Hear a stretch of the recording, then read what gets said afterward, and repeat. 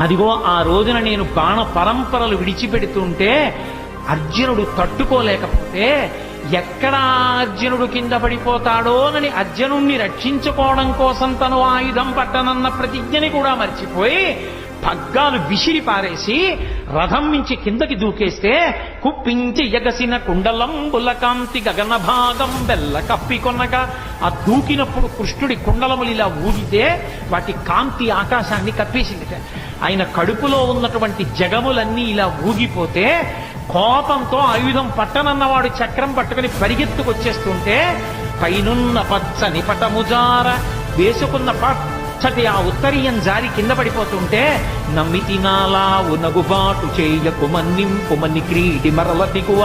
బావా అర్జునుడు చేతకాని వాడు కాకపోతే కృష్ణుడు ఆయుధం పట్టుకున్నాడని లోకం చెప్పుకుంటుంది. బావా వదిలేయి వదిలేయి వదిలేయి అని అర్జునుడు వెంట